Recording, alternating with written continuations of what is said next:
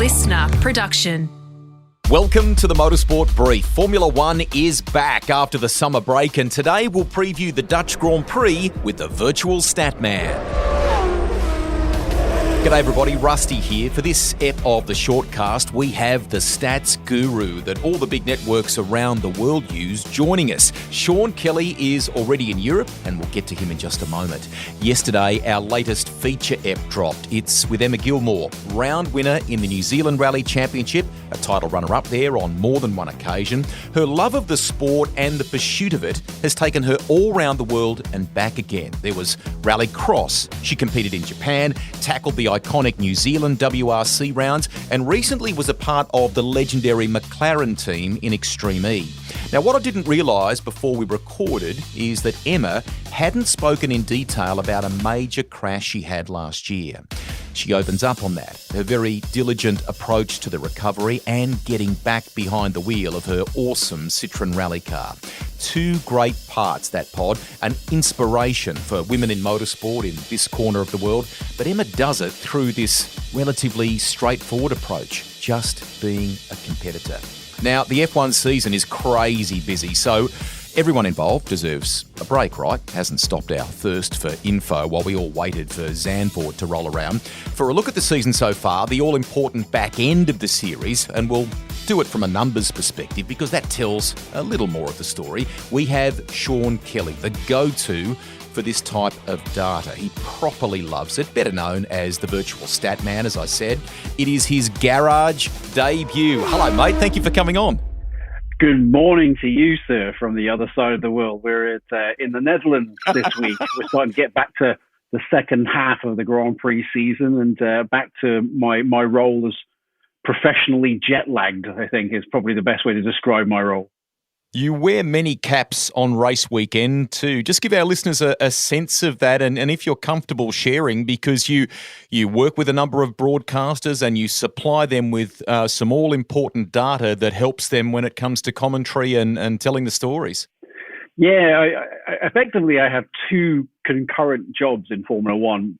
Mainly, my main job is I'm essentially the chief statistician to the TV broadcasters. So if you've watched Formula One on television, which I presume most of your audience will have done, the chances are the facts and figures they've heard in the broadcast were written by me, whether you've seen them in the graphics, whether you've heard them mentioned by the announcers themselves.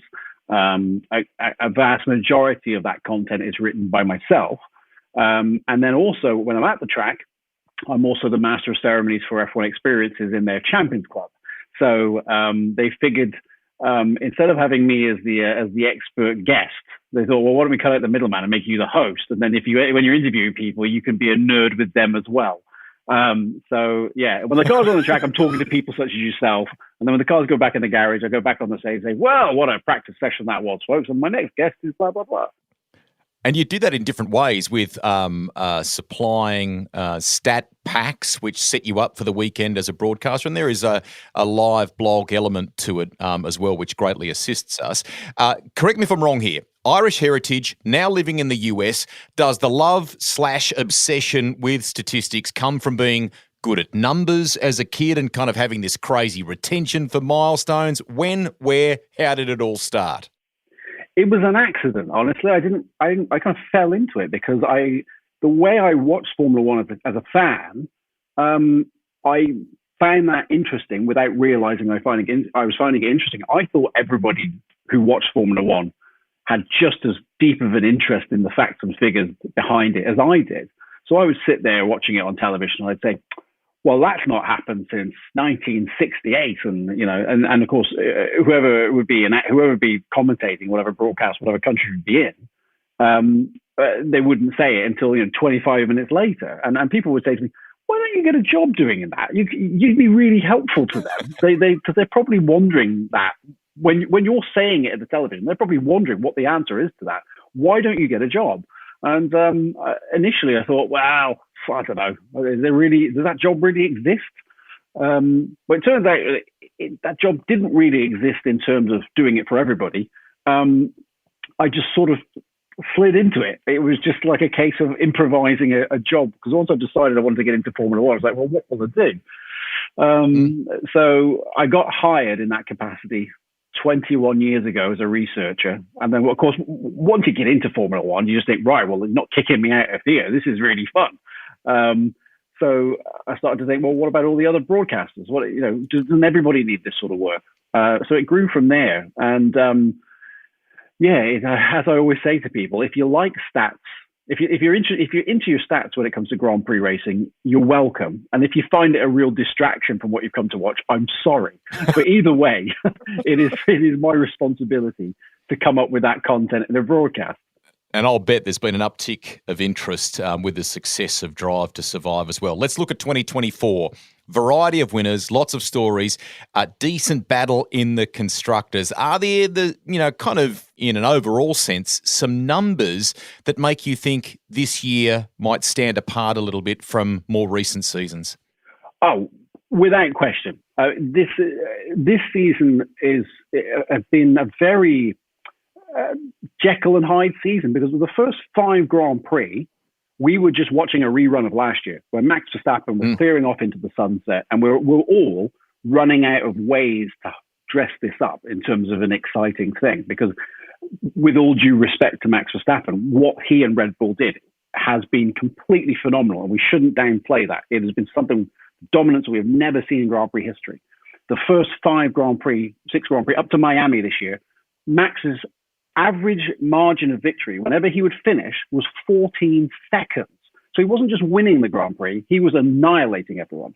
And then from Miami onwards, we got a completely different season. Not that Max and Red Bull suddenly became uncompetitive, but all of a sudden, it was as though that they were brought down to everyone else's level. So suddenly, it was anybody's race. Now, we're coming into this weekend. The Dutch Grand Prix is next. It's the 15th race of the season. So we've had 14 Grand Prix so far. We've had 4 constructors win a race, and not just win a race, they've won multiple Grand Prix. Now, we haven't had any Grand Prix season where 4 constructors have won multiple races since 1990. It's been 34 years since we had 4 constructors all winning multiple Grand Prix. Now, what's amazing is they've done that in the first 14 races of a season. Now, the last time 4 constructors had multiple wins in the first 14 races of a season was in 1985.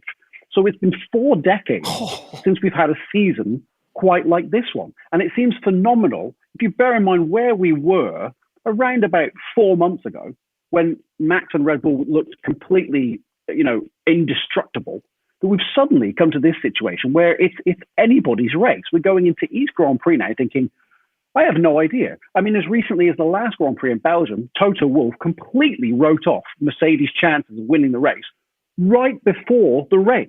In the grid walk before the Grand Prix, said, I don't think we've got a chance today.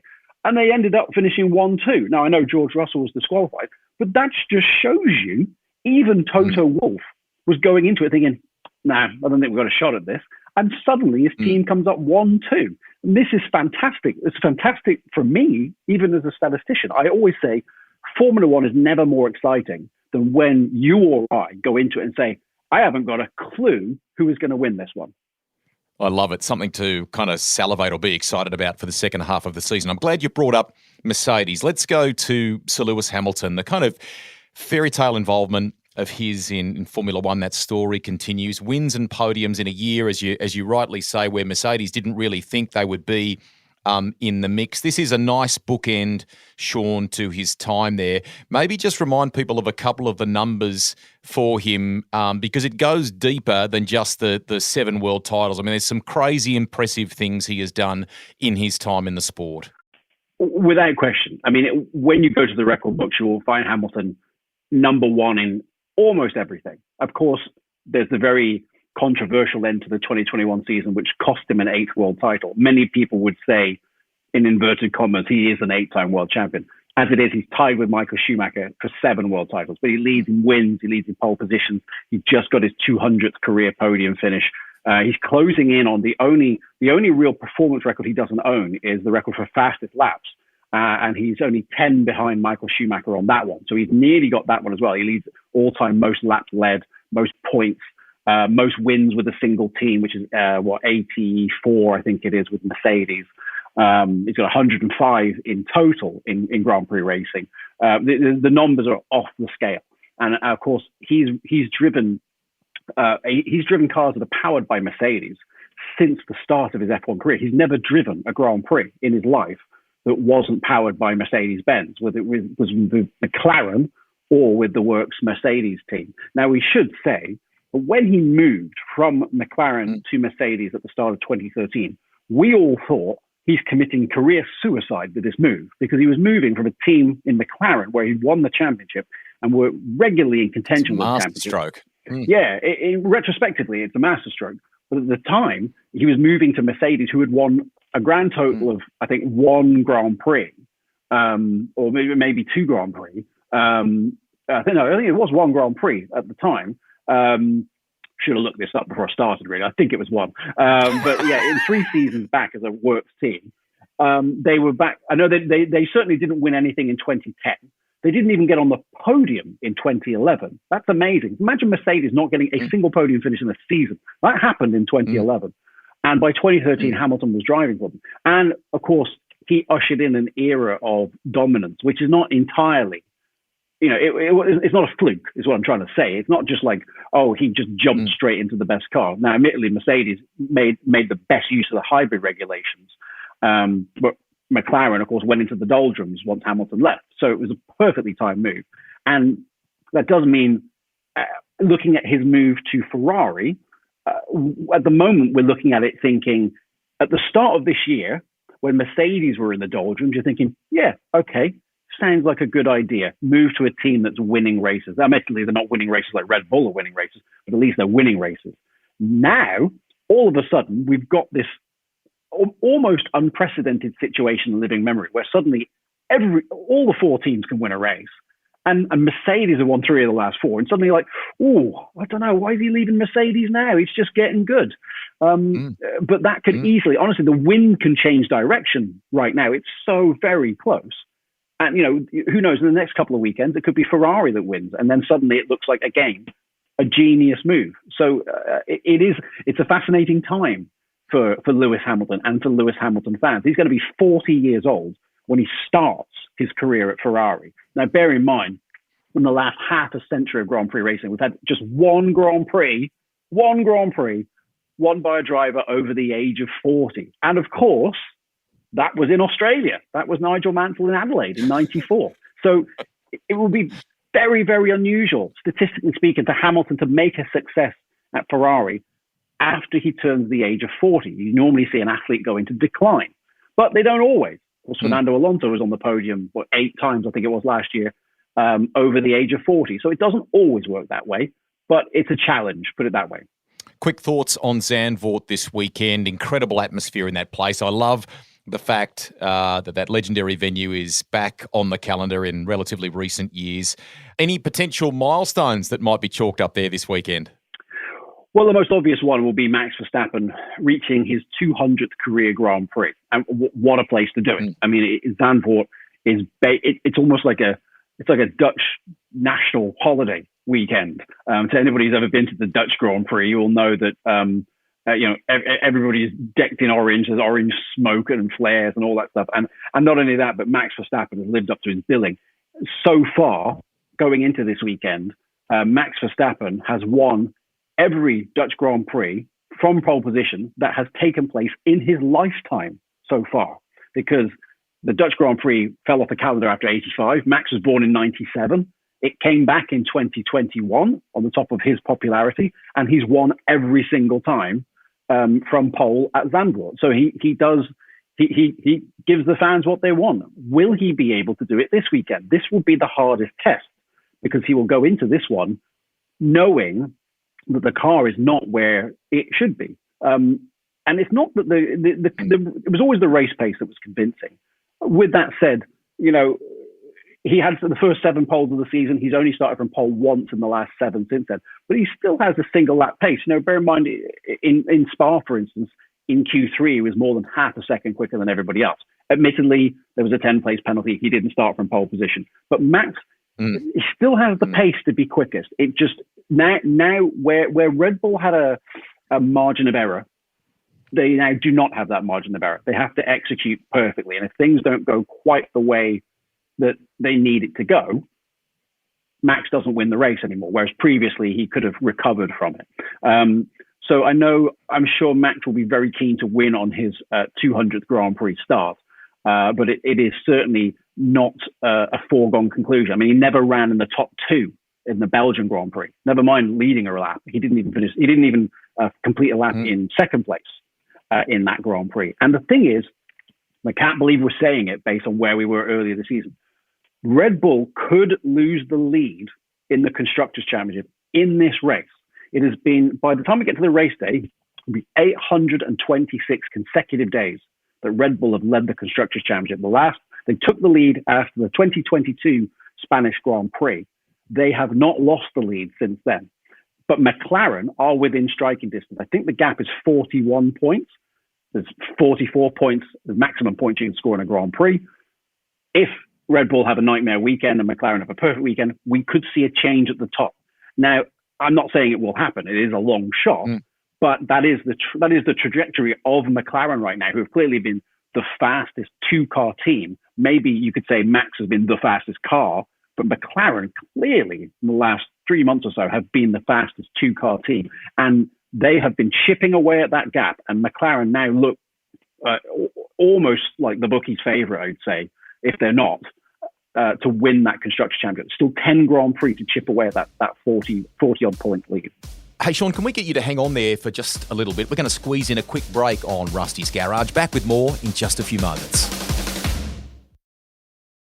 This is the Motorsport Brief, our garage shortcast for all sorts of news and stories happening in our game. With Formula One firing up for the second half of the 2024 season, we thought we'd get on Sean Kelly, the stats guru for the sport. You can find him at Virtual Statman, one word, on Instagram and X. Let's get back to the convo with him now. Let's have a little bit of a kind of Tasman focus towards the end of our conversation here. Some have compared Yuki Tsunoda and Daniel Ricciardo's performances at RB to kind of make judgments on both of them respectively. What are you kind of seeing in the numbers? And I'm asking that without even kind of looking, Sean. I feel like recent form for Dan, not to mention being fired up about what Jacques Villeneuve said in Canada, has maybe helped reduce a bit of the microscopic focus around him. I think there's obviously been a lot of speculation about Ricciardo because he is a big name, and there is no doubt. I mean, when he was sort of shoveled back into that AlphaTauri drive last year, I said at the time, how's he going to make this work? He has to completely destroy Tsunoda because, like, if Tsunoda beats him, it's curtains for his career. Because it seems that Red Bull, for whatever reason, don't fancy Tsunoda alongside Max Verstappen. So no matter how good Tsunoda does, Ricciardo will have to be better than that. And how could he ever achieve that when he's been shoved into the car mid-season? Now, of course, it was this race last year where he broke his hand and he had to miss all those Grand Prix. But he had some fantastic runs. Mexico City last year, I think he was fourth on the grid. He had a great run in the Miami Sprint this year. But he is still trailing Yuki Tsunoda, I think, by 10 points in the championship right now. So Tsunoda's had the upper hand in qualifying and the Grand Prix as a general trend. So that puts Ricciardo in a very awkward spot because it's a case of, well, you know, we were expecting a little bit more is probably the best way of putting it. With that said, Liam Lawson came in last year, and I didn't have very high expectations of Liam Lawson. I watched him in F3 and F2, and I thought, well, you know, he's okay. You know, I don't look at him and thinking, oh, this is the next Verstappen coming along. But they put him in that car, and I thought to myself, wow, he has really done a spectacular job. Like, and the thing is, it's these small moments where you really make your career. Those moments where the opportunity knocks. Totally. Because it doesn't come very often in Formula One. And you know, there are only 20 seats in Formula One and there's 20,000 drivers who want them. So when those opportunities come and you shine, that's like, wow, nailed the audition there, Liam. That was fantastic. Like, it's almost like the previous results you had in your career no longer apply. What we remember is an outstanding job in a deputizing role. And to me, I've had many, many Kiwi fans come up to me at Grand Prix this season and say, what do you think about Liam Lawson? What can he do to further increase his chances of getting a drive? And I said, to be honest, sit on the bench. Don't do anything else. He's already proven to us he should be in the conversation. He's ticked all the boxes, yeah. Yeah. So it's like almost like if they put him back in and say, here you go, have another quick go just to prove it to us. To me, it's like, no, I don't need that. I've already shown you I can do the job. Like, give me a full-time seat. I don't need this sort of stand-in role. And it puts a lot of pressure on someone like Ricciardo, who, of course, as I said, is a big name, but probably has, let's say, earns a little bit more money than the likes of Liam Lawson, who would bite your hand off to get a drive. So it is an interesting time in the Red Bull market. I noticed that while Red Bull have decided to keep Perez on, there's a lot of speculation about whether or not he was going to replace Checo Perez. They didn't say definitely, okay, that's it. We're definitely not making any more changes this season. All they did was basically say, everything's the same for now. So that it's an interesting option for Ricciardo where he could get promoted to Red Bull because they don't fancy Tsunoda. And they don't want to put Lawson in alongside Max because he could get eaten alive as a rookie, go straight into Max's team as a rookie driver. So you want to put somebody in there who's been in that pressure before. Hello, Daniel Ricciardo. Yep, been in that drive before. Or conversely, depending on what Helmut Marko feels like on any given day, it could be Ricciardo, you're out. I'm putting Liam Lawson in the car for the rest of the season because, I'm not impressed by you. So it's, if ever there was a moment where you could light a fire under Daniel Ricciardo, it's right now. It's like, wow, it's everything to play for. It could be career promotion or it could be career wilderness. So if ever you're going to try and drag a performance out of Daniel Ricciardo, it's going to be in the next couple of weekends, I would say. Just one of the fascinating subplots to follow for all sorts of reasons, and we hope Liam does get a seat at the table, certainly full-time in 2025. Bit of chat as you and I record that Jack Doohan might land the seat at Alpine next season. Now, hopefully with Mercedes power there. My brain is fried, Sean. Been a while since we've had three, if it were to stay that way in 2025, three Aussies on the grid. That would be amazing. Yes, and I didn't know you were going to ask me that question. So I think off the top of my head, if I remember rightly, the last time we had three Australian drivers start a Grand Prix was the 1976 US Grand Prix at Watkins Glen. And that would have been crazy. It would have been Alan Jones, I think Larry Perkins and Warwick Brown, I think, are the three drivers that I'm talking about there. I've run that stat before, so I'm fairly certain that that's right. But it's been a long time since there's been three Australian drivers, and it is fascinating. We're subject right now in global motorsport to a bit of a takeover from the Australians and New Zealanders. It's amazing to me. It's particularly even more impressive that New Zealand's doing it. New Zealand's turning into the Finland of the Southern Hemisphere. Exactly. There's not a very big population, but massive success. Because you've got Scott McLaughlin and Scott Dixon in IndyCar. That's when people like Will Power aren't winning for Australia, and then you've got Nick Cassidy and Mitch Evans in Formula E. And now you've got Liam Lawson trying to come through in Formula One. That's a huge. As a percentage, that's huge that Kiwi drivers could achieve so much from such a relatively small population and from so far around the world, because it's not easy being an Australian or a New Zealand driver, having to go to Europe and all that sort of stuff. So it would be very impressive if we would have three Australian drivers on the grid and maybe, who knows, maybe even a Kiwi as well. You could have four drivers from that part of the world. Which would be incredible. I'm sure you remember, Rusty. There's been plenty of times in the recent past where there were none at all. Yeah. Before really Mark Webber broke through, there was a long period of wilderness. So it's fascinating. And on a personal note, I just love it for the Australian Grand Prix, which is one of my absolute favourite weekends of the year. When if you've got Aussies doing well and some New Zealand drivers in the mix. It just makes the atmosphere even better at the Australian Grand Prix, which is one of the top venues of the year. Fans ask me all the time as the host, say, oh, which Grand Prix do you think we should go to next? And I'll say, well, it depends what you like, blah, blah, blah, blah. But one of them ones at the very top is always Albert Park, because I always say, oh, trust me, you cannot fail to have a fantastic time at that one. And if there's Australians at the front, the more the merrier. Well done on pulling that stat out to about three Aussies at 3 a.m. in the morning. I'm very conscious of the timing of our chat here. Hey, you've been great with your time. To finish, Sean, who wins on Sunday. Given the special number that's going to be racked up for Max Verstappen, I mean, who knows based on the recent form, obviously, but it'd be, to use that word I pulled out of the dictionary before, it'd be a fairy tale if he could do it at home there, wouldn't it?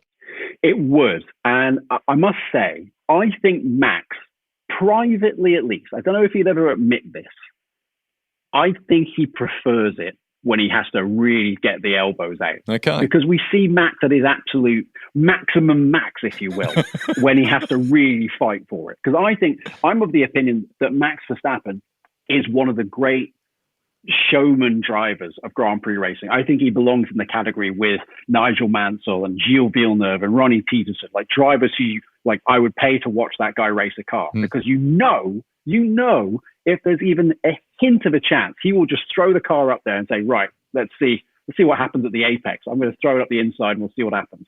And I love that about Max. And we've lost that a little bit in the last year or two because he's been sailing off into the sunset. Now, all of a sudden, they're in a battle, particularly for the Constructors' Championship. He might still win the Drivers' Championship, but the Constructors is up for grabs. So what's that going to do for Max's psyche? The possibility of going to a Dutch Grand Prix and seeing someone else win. Because I think we go into it thinking that McLaren are probably the favourites right now. But what does being the favourites mean? Because, as I said, the wind can change direction and you could have Leclerc on pole. Or, and then suddenly, there's a bit of a backmarker hold up and it's George Russell on pole. It's fantastic right now that we have this almost chaos theory at the front. So I would go in saying McLaren we would rate as being the slight favourite, but there's a big caveat on that because we thought Mercedes were nowhere in Spa, and of course they were 1-2 across the line. So I love that. I love being able to say I don't know, because for the last couple of years we've all known who was going to favour it, and now we're going into it thinking I've got to watch this because it's anybody's race, and even if Verstappen is sixth on the grid, we'll all go into it thinking Max could win it from sixth on the grid. Oscar Piastri could win it from sixth on the grid. Charles Leclerc could win it from sixth on the grid, or whatever. In fact, a funny fact, the last 6 Dutch Grand Prix, the winner has either come from pole position or 10th on the grid, with nothing in between. So maybe the key to success this weekend is to be slowest in Q3. If you can't be on pole position, be slowest in Q3, and it's going to be one of those 2 drivers, whoever's first or 10th on the grid. That's what the numbers say. Don't shoot me, I'm just a statistician. Awesome insights from you, as always. Good luck with the jet lag. Go well with the jet setting for the rest of the season. And Sean, thank you so much for coming on the pod today. Pleasure. I look forward to speaking to you soon. Now, naturally, stats don't paint the full picture you need to know about engineering, driver performance, and a whole lot more. But I love some of the things that he has unearthed there along the way. Before we wrap up this edition, a moment for some heavy stuff. Hear me out here. Words, in many ways, really aren't good enough for this. Please keep the Katic family and the Little family and all their friends as well in your thoughts. We lost Wayne Katic, former CEO of Supercars, who did some incredible things as well at Dick Johnson Racing. Wayne was the perfect complement to Tony Cochrane as the sport went through rapid growth. He was an incredibly fair man, a great boss who made things happen. His funeral was in the past week, and just days ago, we also lost Campbell Little, whose CV on the engineering side of the game, 2 and 4-wheel, has some incredible highlights. He was at Stone Brothers Racing, you'll remember, during that golden period. And Craig Lowndes talks about the impact that Campbell had when they were together at Triple Eight. He also worked for the Sport, Campbell, in recent years and made a big impact there. I was very saddened to hear of his passing too. Campbell always made time for you. He had this kind of gentle side to him. He was serious, but a gentle side, and he was always willing to share his knowledge bank. We hope both rest in peace. It gives a little bit of perspective, doesn't it? When we get caught up in moments of tension in sport, on and off the track, we are very lucky to do it, right? And to enjoy it as fans. Look after your loved ones and feel fortunate that those two passed our way and made a real difference to the sport that we will all continue to benefit from. That's it for this week. Bye for now.